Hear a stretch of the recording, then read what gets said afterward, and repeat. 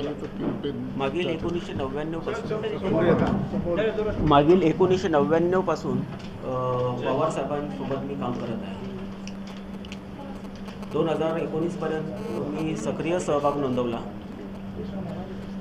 आणि त्याच्यानंतर मी थोडा थांबलो. त्यानंतर स्वतः शरद पवार साहेब, त्यांचे नेते, मंत्री या सगळ्यांची मी चिकित्सा सुरू केली. खूप खोलात गेलो, अनेक लोकांना भेटलो, संपूर्ण महाराष्ट्रातला कानाकोपरा फिरलो या संदर्भामध्ये लॉकडाऊनच्या काळामध्ये. आणि त्या चिकित्सेचा परिणाम जो आहे तो परिणाम म्हणजे हे दगाबाज हे पुस्तक आहे.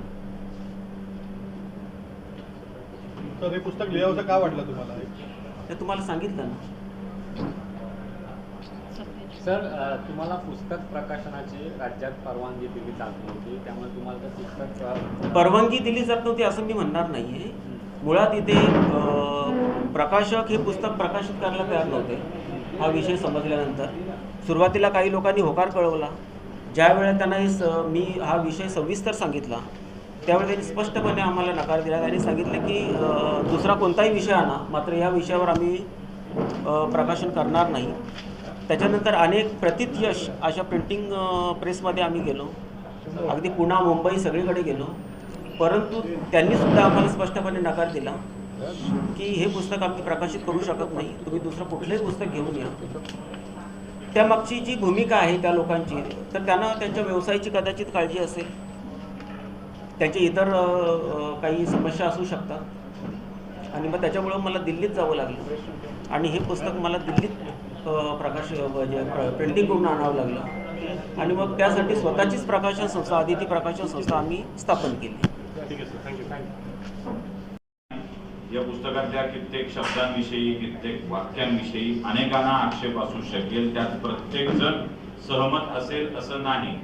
काही वाक्याशी प्रकाशन करायला मी आलोय म्हणूनही सहमत असेल असं नाही.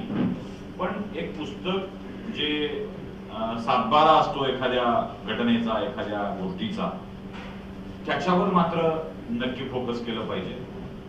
एक सोपं उदाहरण सांगतो अरोडा साहेब, एक सोपं उदाहरण. मी ज्या भागात आहे छत्रपती संभाजीनगर, त्या छत्रपती संभाजीनगर जिल्ह्यातल्या कन्नडमध्ये एक कारखाना आहे. त्या कारखान्याचं नाव कन्नड सहकारी साखर कारखाना. पत्रकारांनी हे नीट ऐकावं यासाठी की पत्रकारांना या गोष्टीची माहिती असणं आवश्यक आहे. कन्नड सहकारी साखर कारखाना साधारणतः 50-52 कोटी रुपयांना हा कारखाना विकला गेला.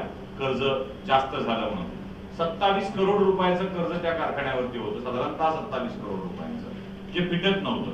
तो कारखाना सहकारी साखर कारखाना विकला गेला आणि त्याची किंमत 50-52 करोड रुपयाच्या आसपास आहे.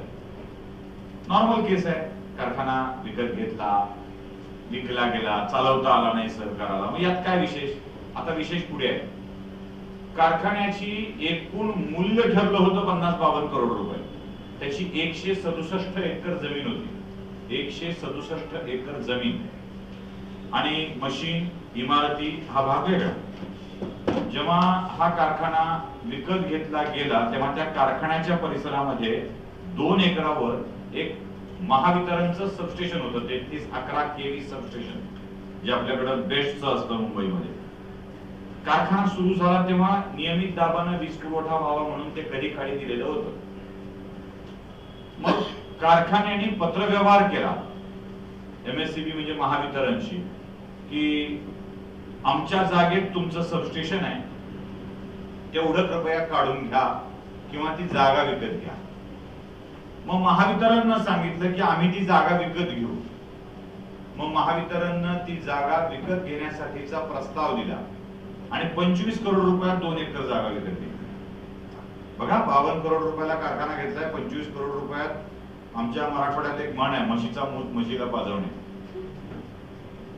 म्हणजे 52 करोड रुपयाचा कारखाना सहकारातला विकत घेतला, 25 करोड रुपये महावितरणकडून पैसे घेतले आणि तो कारखाना धुळे सोलापूर राष्ट्रीय महामार्गावर येतो. महामार्गावर, आतल्या बाजूला नाही.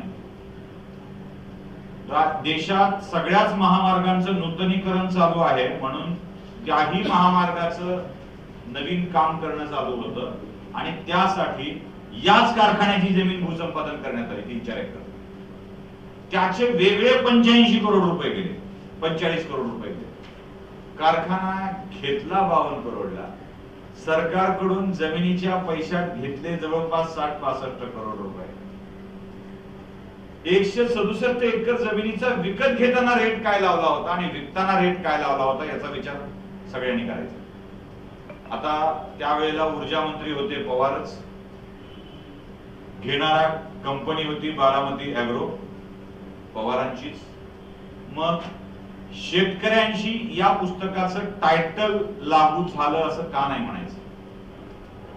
खूप छान वाटतं मुंबईच्या पत्रकारांना, मोठमोठ्या पत्रकारांना की पवार साहेबांच्या सारखा मोठा नेता महाराष्ट्राच्या राजकारणात असताना काही या पाटलांच्या सारखी माणसं, काही माझ्या कुलकर्णींच्या सारखी माणसं, काही अरोरांच्या सारखी माणसं असे आरोप का करतात असा प्रश्न सगळ्यांना पडतो.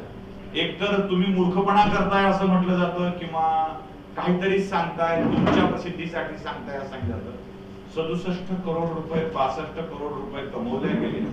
त्या पैशात शेतकऱ्यांची द्रोह झाला असं म्हणायचं नाही का? दगा झाला असं म्हणायचं नाही का? 5 सहकारी साखर कारखाने, एक साखर कारखान्यांचा हा विषय, एका साखर कारखान्याचा. पण असतं काय हो, असतं काय मला सांगा, जादू काय आहे? म्हणजे मी महाभारत वाचलं तेव्हा मला कळायचं की भगवान श्रीकृष्ण महाभारतामध्ये किंवा भागवत कथेमध्ये सगळ्याच गोपगोपिकांच्या सोबत दिसायचं. म्हणजे मला वाटायचं कृष्ण माझ्या जवळ आहे, यांना वाटायचं कृष्ण माझ्या जवळ आहे, त्याला वाटायचं कृष्ण माझ्या जवळ आहे. आणि कृष्ण बहुगुणी होता म्हणे सगळ्याच खेळात. म्हणजे तो रासक्रीडा करायलाही होता, तो युद्ध करायलाही होता, तो सगळ्याच गोष्टीला होता. तसं हा नवा अवतार झालाय की काय असा प्रश्न मला पडतो. क्रिकेट पवार, कुस्ती पवार, राजकारण पवार, साखर पवार, सुतगिरणी पवार, शिखर बँक पवार, सहकारी बँका पवार. कुठेही गेलं की या शीर्षस्थानी तेच असतात. महाराष्ट्राच्या राजकारणाची दोरी यांच्या हाती असते. आणि हेच खरं इंगित आहे, ज्याच्या हाती महाराष्ट्राचा सहकार त्याच्या हाती महाराष्ट्राचं राजकारण आणि तो महाराष्ट्राच्या राजकारणाला नियंत्रित करू शकतो. हे महाराष्ट्राच्या राजकारणाचं गणित शरद पवार नावाच्या व्यक्तींनी पुरेपूर ओळखलं आणि महाराष्ट्राच्या राजकारणावर आपलं गारूड चालवलं. जेव्हा या सगळ्या गोष्टी लोक समोर मांडायला लागतात, बोलायला लागतात, तेव्हा ते काहीतरी भयंकर या स्वरूपात मांडलं जातं. माझं म्हणणं इतकंच आहे की हे सगळं एकदा लोकांच्या समोर यायला पाहिजे.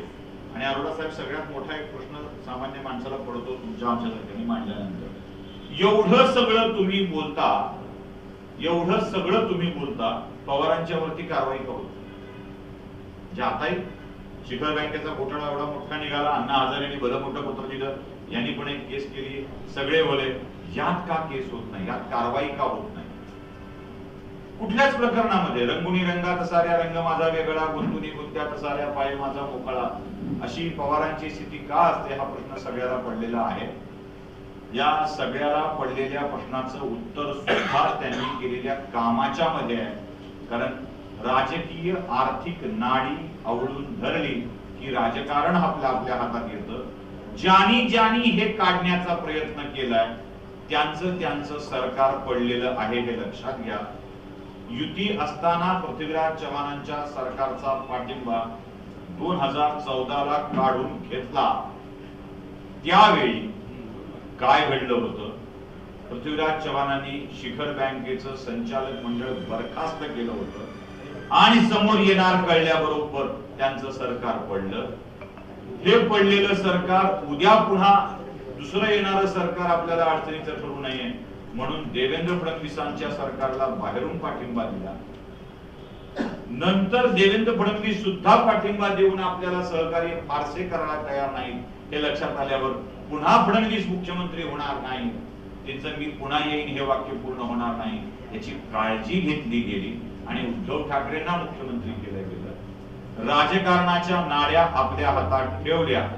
की अर्थकारण असलं की राजकारण हातात येतं, राजकारण हातात असलं की बरोबर अर्थकारणातल्या सगळ्या विषयांना छानपैकी पुढे पुढे पुढे ढकलता येतं.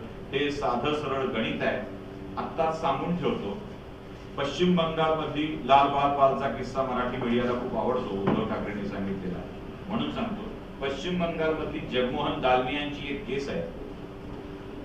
जगमोहन दालमियांना जेव्हा बीसीसीआयच्या बाहेर केलं गेलं होतं, तेव्हा बीसीसीआयच्या वतीनं तत्कालीन अध्यक्षांनी एक शपथपत्र कोर्टामध्ये दाखल केलं होतं आणि ते शपथपत्र खोटं होतं. हे 340चा गुन्हा जगमोहन दालमियांनी बंगाल हायकोर्टात दाखल केल्यानंतर कोर्टाबाहेर तडजोड करून हे प्रकरण मिटविण्यात आलं. पण आता 10-12 वर्षानंतर जेव्हा याच प्रकरणाचा दाखला देऊन दुसरं प्रकरण मिटवण्याचा प्रयत्न झाला, तेव्हा याच्या विरोधात सुद्धा तक्रार करण्यात आली आहे आणि हेही प्रकरण समोर आलेलं आहे. हे प्रकरण पश्चिम बंगाल मधलं आता पुन्हा अडचणीचं ठरणार आहे एवढं नक्की. अशी अनेक प्रकरण आहेत जी अडचणीची ठरणार आहेत. दगाबाज या शब्दावर अनेकांचा आक्षेप असू शकेल. रंगबाज असतो, चालबाज असतो, तसा हा सर्वसाधारण शब्द आहे, एक दगाबाज. दगा कशाला म्हणतात? दगा त्याला म्हणतात ज्याच्या हातात विश्वासाने हात द्यावा, ज्याच्या खांद्यावर विश्वासाने मान टेकावी, ज्याच्या हाती आपलं सगळं भविष्य देऊन टाकावं आणि त्या माणसानं त्या अपेक्षा पूर्ण न करता त्याचीच वाट लागेल असे कृत्य करावे, याला दगा म्हणतात. आणि असं सातत्यानं करणाऱ्या माणसाला दगाबाज म्हणतात. एकट्या पवारांना नव्हे, महाराष्ट्रातल्या तमाम राजकारण्यांना हा शब्द तंतोतंत लागू पडतो, दगाबाज हा. कारण आश्वासनं प्रचंड देतात, विश्वास प्रचंड दाखवतात, पूर्ण करत नाहीत, म्हणून ते दगाबाज ठरतात. त्यामुळे या पुस्तकाचं शीर्षक कोणाला पटो न पटो, मला तरी योग्य वाटतंय. माझं अजून वाचायचं राहिलंय. साधारणतः अंदाज आहे काय आहे ते वाचायचं राहिलंय, यासाठी की अशा कुठली पुस्तक आली की मी पटकन वाचतो. लोक माझे सांगाती हे पुस्तक वाचायला हातात घेतलं आणि शरद पवारांच्या व्यक्तिमत्वावर 100 व्हिडिओ, साधारणतः 1200 मिनिटं मी बोलू शकलोय. लोक माझे सांगाती वाचून आता हे वाचल्यावर अजून किती बोलता येईल की माझी बोलती बंद होईल मला माहित नाही. पण एवढं नक्की आहे की हे पुस्तक वाचावं लागणार आहे. ते वाचेन आणि आपल्या समोर माझ्या अनालायझर न्यूज या चॅनलवरती ते विषय नक्की घेऊन येईल. त्याविषयीचं माझं मत, त्याविषयीची माझ्या स्वीकृती, संमती, या सगळ्या विषयांना नक्कीच आपल्या समोर घेऊन येईल. खूप खूप शुभेच्छा पाटील साहेब. तुमचं पुस्तक तुमच्याच प्लॅटफॉर्मवरून जास्तीत जास्त विको आणि महाराष्ट्रातलं एक चॅनल बंद पडल्यावर, निलंबित केल्यावर गोंधळ घालणाऱ्या सगळ्या पत्रकारांना माझा एक छोटासा प्रश्न आहे. महाराष्ट्रात एक छोटं पुस्तक छापायला लोक तयार होत नाहीत. हीच लोकशाही आहे का, याचा विचार तुम्ही करावा आणि मग चॅनलच्या निलंबनाच्या विषयीच्या चर्चा कराव्या.